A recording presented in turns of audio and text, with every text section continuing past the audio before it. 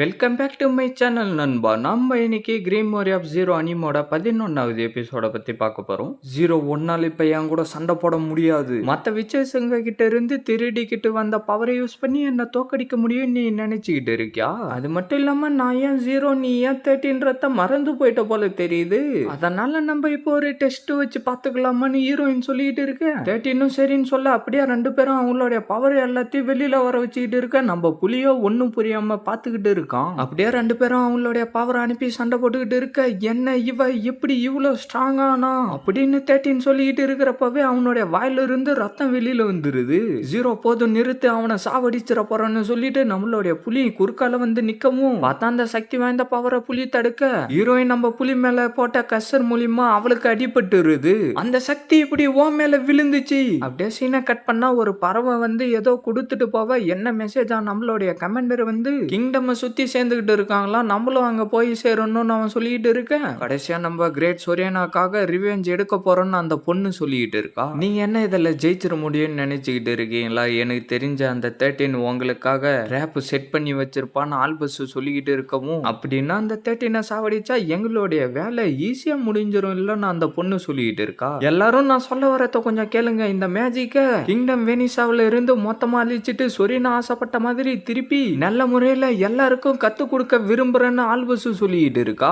ஆமா, அவங்க சொல்றதும் சரிதான். நம்ம எல்லாரும் விச்சுங்களா இருந்தாலும் மனுஷங்களையும் நம்ம கொஞ்சம் மதிக்கணும்னு அந்த ரெண்டு பாட்டிங்களும் சொல்லிட்டு இருக்காங்க. அப்படிலாம் எதுவும் இல்ல, நம்ம எல்லாரும் சூரியனாக்காக தான் இங்க வந்திருக்கோம், அவங்களுடைய பேத்திக்காக இல்லன்னு அவன் சொல்லிட்டு இருக்கான். லேட்டிட்டிய தாக்கனப்ப நீங்க எங்க இருந்தீங்கன்னு அந்த பொண்ணு கேட்டுக்கிட்டு இருக்க. நான் வந்து கசர் ஆஃப் ஜீரோ குரூப்போடைய ரெப்ரசன்டேட்டிவா இருக்கிறதுனால இந்த உலகம் முழுக்க சுத்திக்கிட்டு சக்தி வாய்ந்தவளா மாறணும்னு ஆசைப்பட்டேன்னு ஆல்பஸ் சொல்லிட்டு இருக்கா. ஆனா ரெப்ரசன்டேட்டிவா இருக்கிறதுக்கு பவர் ஒன்றும் முக்கியம் இல்ல, நீங்க மத்த எல்லாரையும் புரிஞ்சுக்கிட்டு நல்ல வழியில கூட்டிகிட்டு போகணும், அதுதான் முக்கியம்னு அந்த பொண்ணு சொல்லிட்டு இருக்கா. சீனை கட் பண்ணாட்டே 13 ஜீரோக்கு என்னடா ஆயிடுச்சுன்னு புலி கேட்டுக்கிட்டு இருக்கவும், உனக்கு இன்னுமாடா புரியல, உனக்கு ஏற்படுற காயத்தை எல்லாத்தையும் ஜீரோ அவளுக்குள்ளார எடுத்துக்கிறா. இதுக்கு முன்னாடி உன்னுடைய உடம்புல அவ போட்ட மேஜிக் சிம்பிள்ல நீ மறந்து போயிட்டியாடான்னு 13 சொல்லிக்கிட்டு இருக்க.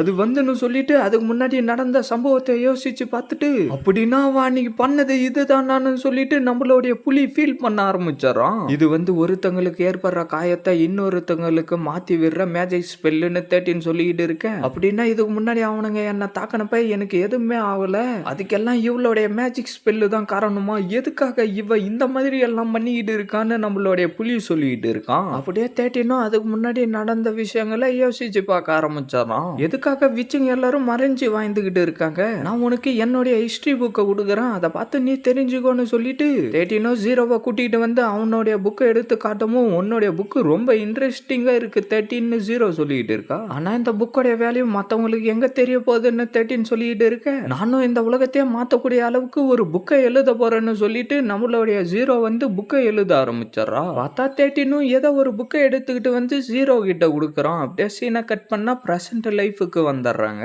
ஜீரோன்னு சொல்லிட்டு ரெண்டு பேரும் ஃபீல் பண்ணிக்கிட்டு இருக்க. பார்த்தா ஹீரோயின் திடீர்னு எழுந்து உட்காரவும் ரெண்டு பேரும் அப்படியே பயந்துடுறானுங்க. என்னடா ஆச்சு உங்களுக்கு, எதுக்காகடா என்ன இப்படி பார்த்துக்கிட்டு இருக்கீங்கன்னு ஹீரோயினை கேட்டுக்கிட்டு இருக்கா. என்ன நீ நல்லா இருக்கியா? அட இதெல்லாம் எனக்கு ஒரு விஷயமே இல்லை, லைட்டா தோல்ல அங்கங்க கிழிச்சிருக்கு அவ்வளோதான். அது மட்டும் இல்லாம நான் என்னுடைய பவரை கொஞ்சமா தான் யூஸ் பண்ண மெசன், நீ மட்டும் குறுக்கால வராம இருந்தனா நான் அந்த 13 சாவடிச்சிட்டு இருப்பேன்டா அப்படின்னு ஹீரோயின் சொல்லிக்கிட்டு இருக்கவும், என்ன உன்னுடைய பவரை நீ கொஞ்சமா தான் யூஸ் பண்ணியான்னு 13 கேட்க. இதெல்லாம் ஒன்றும் திறமெல்லாம் முக்கியம் இல்லை தம்பி, யாரு இதை உருவாக்குனாங்கன்றது தான் முக்கியம். ஏன்னா நான் அந்த கிரீமோரி ஆஃப் ஜீரோவை எழுதனப்பவே சில பல தப்புங்க வர மாதிரி தான் நான் அதை எழுதனே. நீ நான் ஸ்பெல்ல சொல்லிக்கிட்டு இருக்கிறப்ப நீ கவனிச்சிருந்தனா உனக்கே புரிய வரும். இதுக்கெல்லாம் என்ன அர்த்தம்னா, உன்கிட்ட அந்த கிரீமோரி ஆஃப் ஜீரோவே இருந்தாலும் உன்னால என்ன தோக்கடிக்க முடியாது. நான் இப்போ இந்த வேனிஸ் கிங்டம்ல இருக்கிற எல்லா மேஜிக்கும் என்னுடைய ஸ்பெல்லு மூலியமா நான் அழிக்க போறேன். 13 நீ என்னடா பண்ணலான்னு இருக்கன்னு ஹீரோயினு கேட்க, ஜீரோ உனக்கு கொடுக்கறதுக்காக தான் நான் இந்த கிங்டமையே கைப்பற்றணும்னு நினைச்சுக்கிட்டு இருந்தேன். ஆனா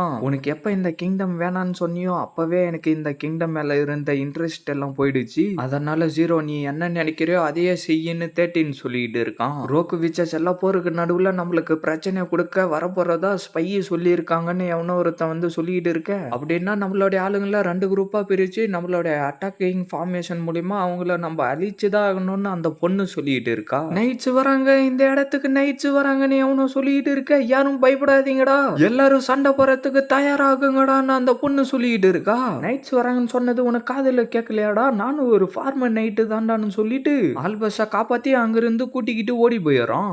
யாரோ நம்மள ஃபாலோ பண்ணிக்கிட்டு வராங்கன்னு சொல்லிட்டு ஆல்பஸ் அவளுடைய பவரை யூஸ் பண்ணி அந்த இடத்துல வெடிக்க வைக்கவும் அப்படியே அந்த இடம் ஃபுல்லா ஒரே புகை மூட்டமாவ நம்மளுடைய நரி வந்து அவனை அடிச்சு மரத்துல கட்டி போட்டுறான். இன்னும் நம்ம 4 சர்க்கிளை உருவாக்கி ஆகணும்னு ஆல்பஸ் சொல்லிக்கிட்டு இருக்கவும், லேடி ஆல்பஸ் நீங்க ஏன் இப்படி எல்லாம் பண்ணிக்கிட்டு இருக்கீங்கன்னு அவன் கேட்கவும், நான் பண்றது இப்போ உங்களுக்கு புரியாதுன்னு ஆல்பஸ் சொல்லிக்கிட்டு இருக்கேன். திடீர்னு எங்கிருந்தோ ஒரு அம்பு வந்து அடிக்கவும், வா நம்ம இங்கிருந்து ஓடி ஆகணும்னு சொல்லிட்டு 2 பேரும் அப்படியே அங்கிருந்து ஓடி போயிடுறாங்க. எல்லா விச்சஸும் என்ன சாவடிக்கிறதுக்காக இந்த கிங்டமுக்கு வந்துகிட்டு இருக்காங்க. அவங்க எல்லாரும் என்ன பண்ணிக்கிட்டு இருக்காங்கன்னு நம்ம இப்ப பாக்கலாம்னு சொல்லிட்டு அவனுடைய மேஜிக் பவரை யூஸ் பண்ணி அவங்க எல்லாரும் என்ன பண்ணிக்கிட்டு இருக்காங்கன்னு காட்டிக்கிட்டு இருக்கவும், இங்க பாத்தீங்களா சொரீனாவுடைய பேத்தி ஆல்பஸ் சாவா போறா போலன்னு 13 சொல்லிக்கிட்டு இருக்கவும், இதை என்னால ஏத்துக்க முடியாதுன்னு சொல்லிட்டு ஹீரோயின் அங்கிருந்து ஓட ஆரம்பிச்சாரா. என்னடா இவ்வளவு பொறுமையா வந்துகிட்டு இருக்குன்னு ஹீரோயின் சொல்லவும், புலி ஹீரோயினை தூக்கிக்கிட்டு அங்கிருந்து ஓடி போயிடுறான். எனக்கு தெரிஞ்ச ஆல்பஸ் இந்த மேஜிக் சர்க்கிள் இருக்கிற இடத்துக்கு தாண்டா இப்ப போய் சேர்ந்திருப்பான்னு மேப் வச்சுக்கிட்டு இருக்கிறவன் சொல்லிட்டு இருக்கேன். இதுக்காகலாம் நம்மளுடைய பிளானை மாத்த வேண்டிய அவசியம் இல்ல. நம்ம வந்து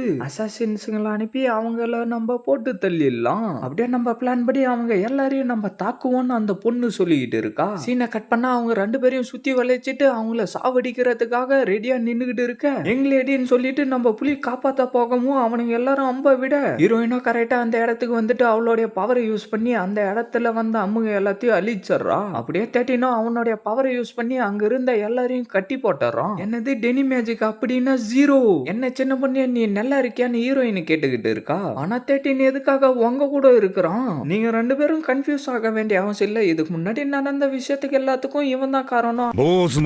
அது மட்டும் இல்லாம ஸ்கசர் ஆஃப் ஜீரோவை உருவாக்கி இவன் தான் கண்ட்ரோல் பண்ணிக்கிட்டு இருக்கான். அதனால நீங்க எதை பத்தியும் கவலைப்பட வேண்டிய அவசியம் இல்லைன்னு ஹீரோயின் சொல்ல, என்ன ஸ்கசர் ஆஃப் ஜீரோவை இவன் தான் உருவாக்கினானா? ஆமா, நான் தான் ஸ்கசர் ஆஃப் ஜீரோவுடைய ஃபவுண்டர். உங்க எல்லாரையும் கவனிக்கிறதுக்காக தான் உங்களுடைய கைத்துல ஜெம் இருக்கிற மாதிரி ஒரு காலரை கொடுத்த இந்த ப்ரூஃப் உனக்கு போதுமாடான்னு 13 கேட்டுக்கிட்டு இருக்கான். அதை கேட்டுட்டு ஆல்பஸோ அப்படியே சைலண்டாவே நின்னுகிட்டு இருக்கா. நம்ம நரி டக்குன்னு வந்து அவனை அடிச்சுட்டு, உனக்கு எவ்வளவு தைரியம் இருந்தா சொரீன் அவன் நெருப்புல போட்டு எரிச்சிருப்ப எங்களேடியும் எரிக்க ட்ரை பண்ணி இருப்படான்னு சொல்லிட்டு அடிச்சுக்கிட்டு இருக்க, நம்ம புலி வந்து இழுக்கவும் நீ தப்பா புரிஞ்சுக்கிட்டு இருக்குன்னு ஹீரோயின் சொல்லிக்கிட்டு இருக்கா. இது முன்னாடி யாரோ ஒருத்தான் இந்த மாதிரி விச்சுங்களை எரிக்கிறதுக்கு சொல்லி கொடுத்துட்டு போனாங்க. அதனால நீங்க 13 திட்டிக்கிட்டு இருக்காதீங்க. ஆனா நீ என்னுடைய பாட்டியை சாவடிச்சுட்ட, நான் உன்னை சாவடிக்காம விட மாட்டான்டா நான் ஆல்பஸ் சொல்லிக்கிட்டு இருக்கேன். இந்த கான்ட்ராக்ட் புக்ல உன்னுடைய பேர் இருக்கிற வரைக்கும் உன்னால என்ன எதுவுமே பண்ண முடியாது. அப்படி என்ன நீ எதனா பண்ணனா இருந்த இடம் தெரியாம மறைஞ்சு போயிடுவேன்னு சொல்லிட்டு ஆல்பஸோடைய கையை பிடிச்சு டக்குன்னு அதில் வச்சுட்டு என்னவோ பண்ணிக்கிட்டு இருக்கவும், நீ என்னடா பண்றன்னு ஆல்பஸ் கேட்க, நான் அந்த கான்ட்ராக்டை வாய்டு உள்ளார அனுப்பிட்டேன். இதுக்கப்புறம் நீ தாராளமா என்ன சாவடிக்கலாம். ஆனா என்னுடைய தப்பு எல்லாத்தையும் நான் சரி செய்ய எனக்கு இன்னொரு வாய்ப்பை கொடுங்கன்னு 13 சொல்லிக்கிட்டு இருக்கான். இதோட இந்த எபிசோட் முடியுது ஃப்ரெண்ட்ஸ். மறக்காம வீடியோக்கு லைக் போட்டுட்டு சேனலை சப்ஸ்கிரைப் பண்ணிட்டு பெல் பட்டன் ஆள் கொடுத்துருங்க. அப்பதான் இதுக்கப்புறம் போற வீடியோ எல்லாம் டக்குன்னு உங்களுக்கு நோட்டிஃபிகேஷன் வரும். மறக்காம இந்த மாதிரி அனுப்பி ஃப்ரெண்ட்ஸ்க்கும் வீடியோவை ஷேர் பண்றேங்க. நான் உங்களை அடுத்த எபிசோட்ல மீட் பண்றேன். See you guys.